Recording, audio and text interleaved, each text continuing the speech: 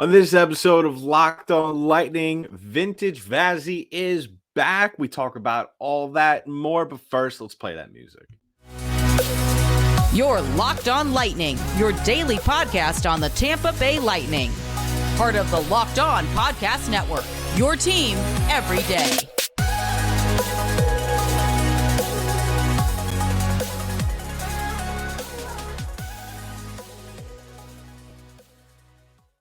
Welcome to another episode of Locked On Lightning, part of the Locked On Podcast Network. I'm your host, Adam Danker, and I want to start off this show by gloating for a little bit, just a teeny bit, because I said it that once Vasilevskiy started, once he got that first shutout of the season, that shutout that has almost painfully evaded him throughout the course of the entire season, we were going to see a level to his game that we have not seen all year. And we have seen that over the last couple of games since then. Just phenomenal play from one of the best goaltenders in the NHL. And this isn't exactly something that has fallen out of the sky, because when you look at his last 14 games, and the reason why I'm saying his last 14, because those are the only games that they've played in the year 2023, he has turned a page. He has turned a page where he has gone from probably, I would say, top 10 goaltender in the league statistically, to where his play, if he keeps this up, I honestly believe by mid-March. Now, will we have some bumps and bruises by then? Absolutely. Absolutely we will. But if he could keep up this level of play, I'm not saying he's going to win the Vezina, but he's going to come pretty damn close to it. His last 14 games, 10-4, with a save percentage of .917. Shutout number is finally up to 1. He allowed 38 goals on 459 shots, and he saved 427 of those. But the game we saw from him last night, if there was ever a moment, if there was any doubt from any Lightning fans or any hockey fans in general as to where this guy is post shutout, I think the answer was given to you last night from Mr. Andrei Vasilevskiy. Saved 43 of 46 shots. Just played a spectacular game all around. Stood tall in the shootout, something that, we don't really get to say very often. It is very well documented that Andrei Vasilevskiy just struggles immensely in the shootout. But looking forward, I mean, now, like I said, what the chances of him getting the Vezina, now who knows? It could very well all fall apart from now until the end of the year, and for Mr. Linus Ullmark of the Boston Bruins. But that is just maybe wishful thinking at this point. Now, Vasilevskiy does have some ground to make, because let's face it, at this point, there's 3 stats that I think obviously are taken into account: is goals against average, the save percentage, and of course the wins. The wins, I don't know how heavily that is weighted, because we have seen past years. I mean, if you want to look, I mean, off the top of my head, I mean, really, when you look at it, you're there has been past years where Vasilevskiy, I think, if not last year, the year prior, I think he had the highest win total of any goaltender, and he still didn't win the Vezina. But to put it in perspective, Vasilevskiy is only 1 behind Linus Ullmark. Vazzy has 26 on the year. Ullmark 27 wins.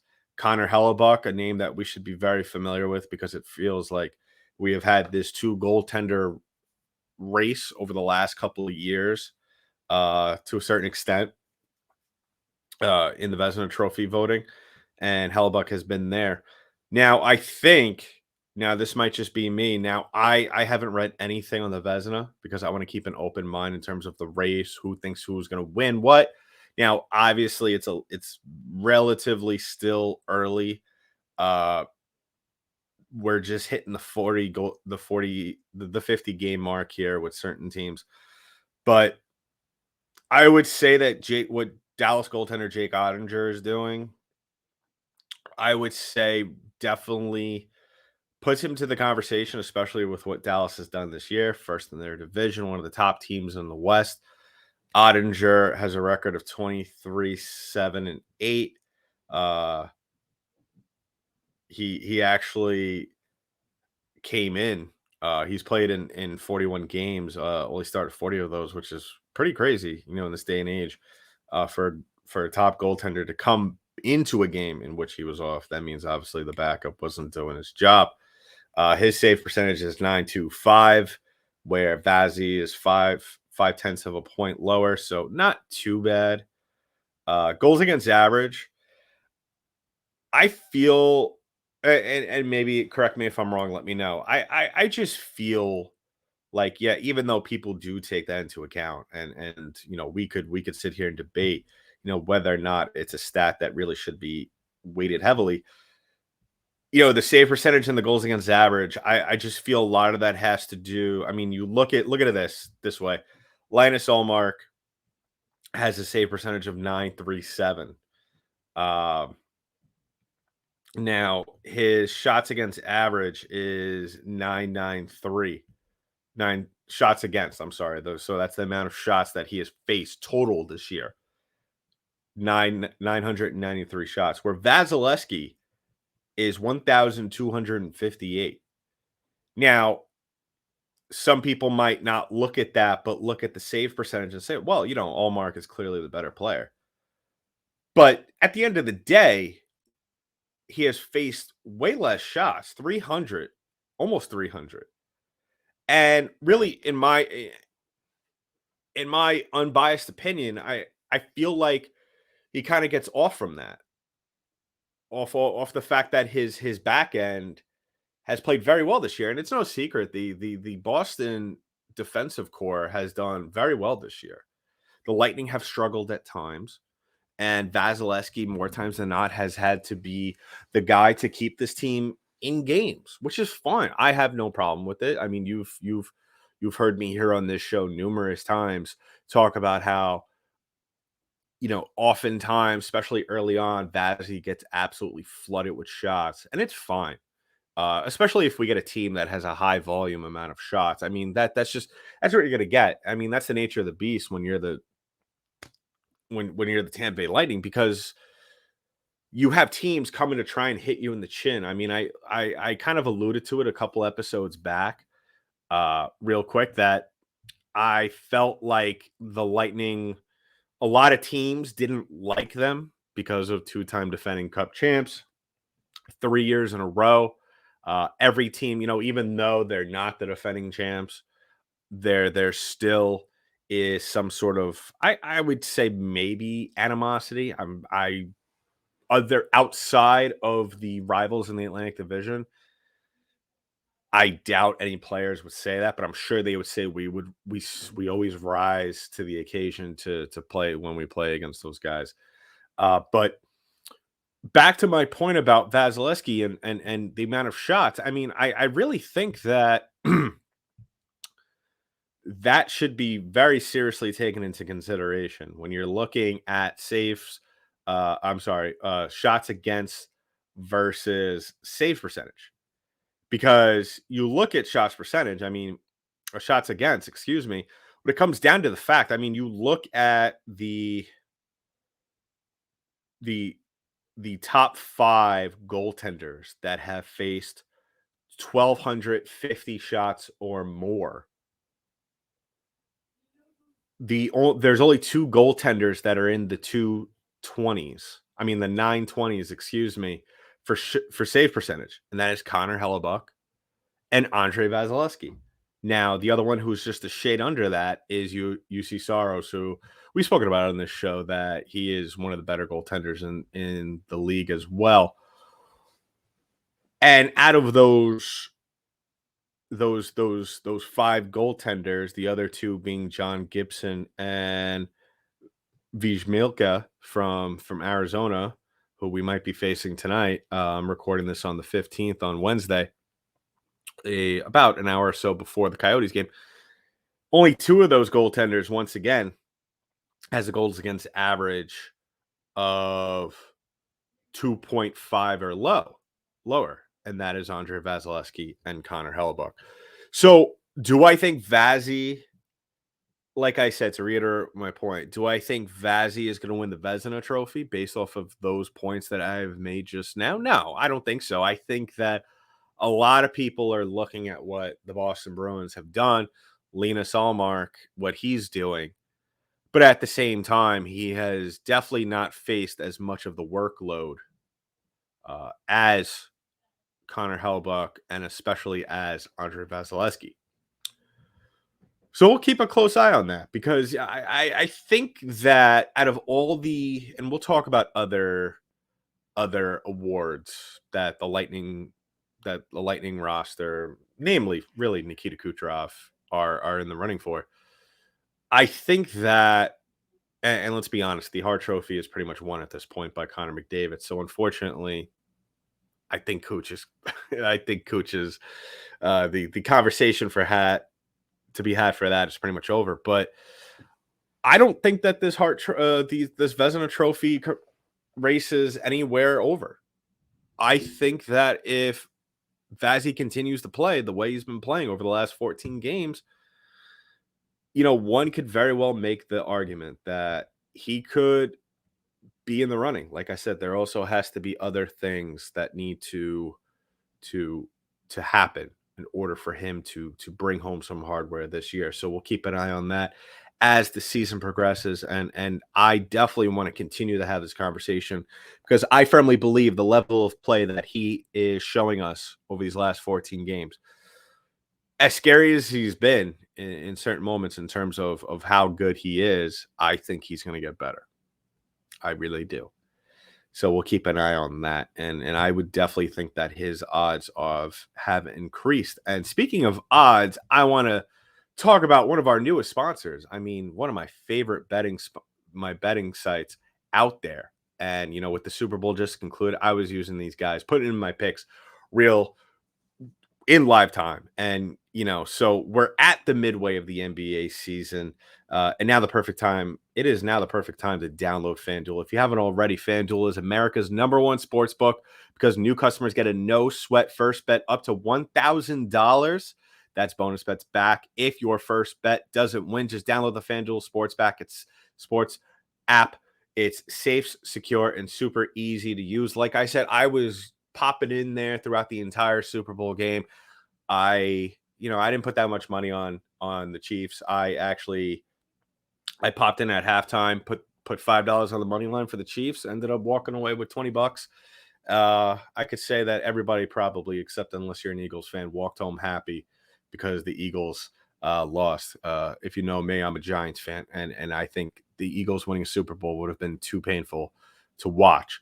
And even better with FanDuel is that they let you combine your bets for a chance at a bigger payout with same game parlay. I was doing all of those pre-game, lost all of them. I don't care because the Chiefs won and I walked away with $20 to cover myself for the game. So don't miss the chance to get your no sweat first bet up to $1,000 in bonus bets when you go to FanDuel.com/lockedon. That's FanDuel.com/lockedon to learn more. Make every moment more with FanDuel, the official sports betting partner of the NBA. So once again, real quick, I want to thank everybody for making us your first listen of the day. If you're watching us on YouTube, please go ahead and subscribe to the channel. All the information for our social media pages is on the ticker below. If you're listening to us on an audio platform, hit that subscribe button and then follow us on our social media pages at LO_Lightning on Twitter, as well as Locked On_Lightning on Instagram. And please go to our YouTube page. We're growing. We're growing. We're growing. I love the feedback from all of you, the comments, and I want to hear some more of your comments. Honestly, do you think Andrei Vasilevskiy has a realistic shot? I mean, I know we're in the final stretch of things in terms of the season, but like I said, I think that if Allmark has, like I said, I think that a lot of people have fallen in love with Linus Allmark because of what the Bruins have done this year. I honestly think, in my unbiased opinion, top three in the race, I think it's Allmark. You got to throw him in there just because of the numbers. I think Connor Hellebuck definitely goes in there because of how the Jets have played.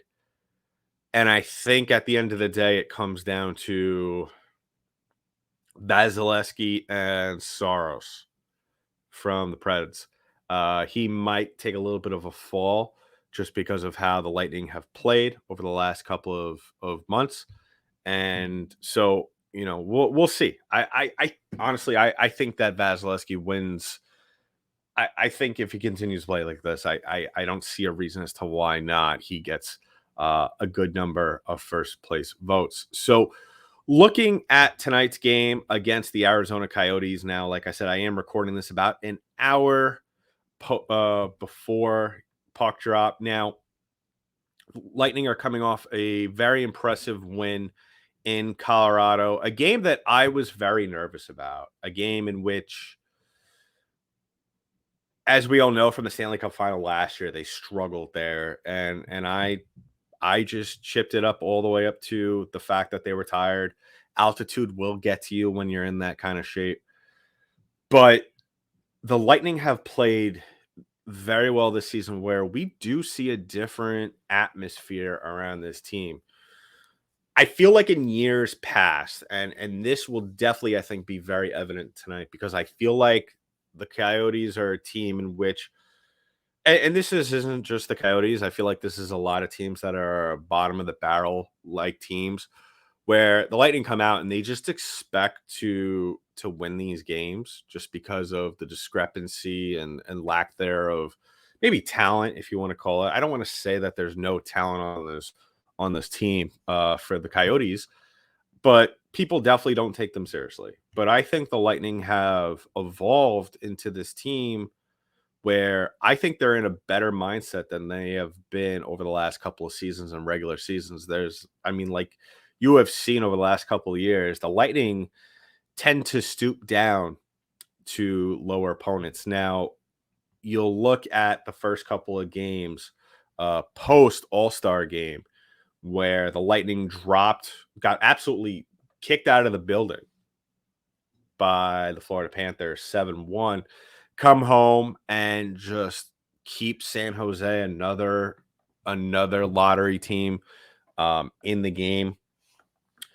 And I attribute it to that, up to the fact that really the Lightning were just rusty, and they shook off the rust in the game against Colorado, played very well in a close game against Dallas, played very well last night against the Colorado Avalanche. And I expect them to, I wouldn't say it to be a lopsided effort for the Lightning. I think that we are going to see, if anything, if they don't score a bunch of goals, I think the one takeaway from this game that we will see from Tampa is that they will play a very disciplined game, that they will play a very possession-minded game. I think that what we have seen from this Tampa Lightning team is that they are starting to become consistent. And this is a team I'm not in any way worried about. I mean, the one thing that we could say with the Lightning is that, and really, and what I've said, because, in past games, the Lightning have done great things, and they've had these great performances. For example, last Thursday against Colorado, 5-0 win. And that's a great game. That's a great game. But is it a performance that you could replicate? And the answer is absolutely not. I mean, you can't go out there and shut out every single game. You can't drop 5 goals every single game. It's just not something that is realistic. But last night, the effort that was put forward, the tight games, that's the kind of game that you want to play heading into a game like this against Arizona because, like I stated before, other teams, when they play against the Lightning, especially the lower tier teams, they bring their A game. They're going to play discipline. They're going to go out there and say, we are going to play a very fine tuned game. We're going to go out there and make them make mistakes, force them into mistakes, make them dig the hole. And then that's when we strike. And the Lightning, really, the game plan is simple for tonight. Win the possession game, and everything else will fall into place. Set up in the offensive zone. Have your attack revolve around your key figures, your Nikita Kucherovs, your Braden Point, your Brandon Hagels, and the other guys will come to the table. I think especially the big thing that I want to see very early on in this game is I want to see the Lightning get their defensive core involved very early on. So we'll keep an eye out for that. I would like to really see Victor Hedman get involved. I would like to see Mikhail Sergachev get involved. I would like to see pretty much everybody get involved because, like I said a couple episodes ago, really from now on until the end of the season is just preparation for the Toronto Maple Leafs. Now, tonight's projected lines are Hagel, Point, and Cooch. Sorelli on the wing tonight, which I absolutely love. I would say that Cooper's, I mean, he'll probably still be taking faceoffs throughout the game, but I think he'll swing out onto the wing. I don't mind, and that's a loose center position. I think on that second line between Stamkos and Sorelli, because they're both overall decent on the faceoff. Sorelli, I think, obviously the better of the two. And even with Killorn, because that's not a set in stone center going down the middle. Just because with Killorn, his ability to create traffic, I mean, you're going to see very much a revolving door of guys in the middle. You have three guys out there that are able to go back on the back end and play that position or play in that part of the ice, as well as on the other side of the ice in the attacking zone, be able to do things in front and just cycle out of that. I think if the Lightning are going to go off tonight, I really think it's going to be that second line between Stamkos and Killorn and Sorelli. Really want to see Ross Colton score some maybe 1 or 2 points tonight. I stressed a couple of weeks ago how important it was for Ross Colton to continue getting better day to day. He's having a little bit of a tough year this year, but I think he's one of those guys that he gets a little momentum, a little bit giddy up in his step, and he's ready to roll.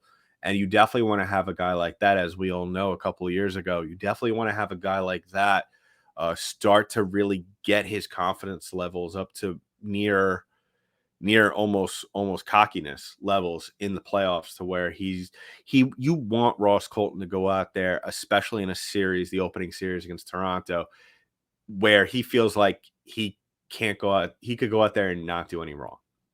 So we'll keep an eye out on that. I would prefer Corey Perry on that third line with Paul and Colton. Still very iffy about how I feel about Pat Maroon. I mean, it's nothing against him. I just don't feel like that's a good combination for the long term. Having said that, as we all know, John Cooper loves to switch things around throughout the course of the game. So another a slot in the lineup where it's not set in stone. So I think the Lightning pulled this one off. I think they pull it off. I would say 3-1, maybe 4-2. Brian Elliott's in net tonight. Who knows? I mean, Elliott's been playing great this year, so we could very well see him possibly flirt with a shutout. I mean, 9-3-1 as a starter. As a starter with a goals against average of 3.14. So not out of the realm of possibility. So we'll definitely do an episode tomorrow to recap that and wrap things up in just a little bit. But first, I want to talk about our last sponsor, and that is Athletic Greens. Now, I don't know about all of you where you're situated, but I'm up here in New York City, and the weather has been absolutely nuts. And so it's very easy to get sick, going from 60 degrees, which we had today, probably will be 25 and snow at some point in the next couple of days. So I definitely to come to you every single day to talk Lightning hockey. I got to stay healthy. I got to get myself right. And I do it with Athletic Greens. Just 1 cup of the powder every morning with a glass of water, and I'm ready to go. I use it every single day, every morning.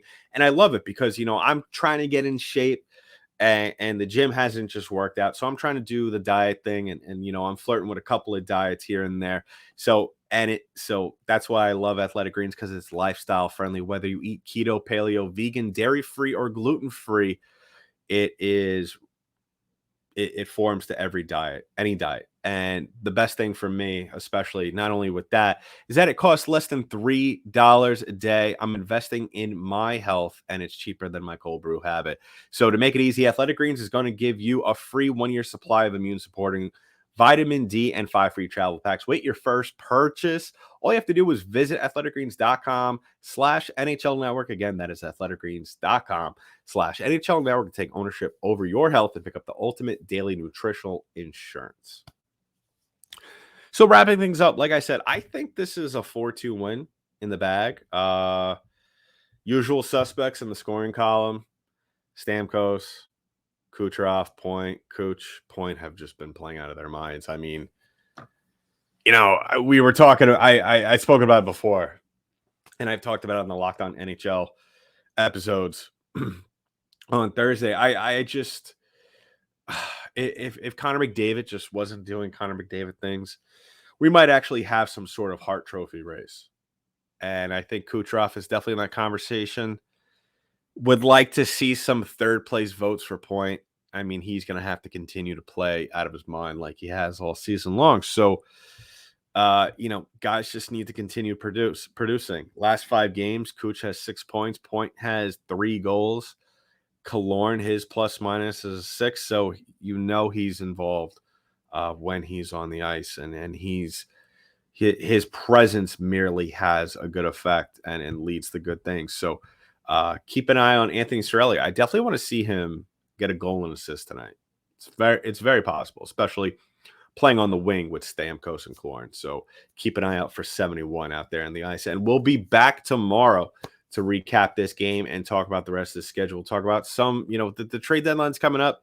Do the Lightning need a piece? You know what? I don't know. I don't know how you break up this team, especially with Alex Killorn playing well. And now with the recent news of them being out on the conversation of Luke Shen, does it look like Ivan Barbashev is maybe the more solid pick now, or do the Lightning go in a totally different direction?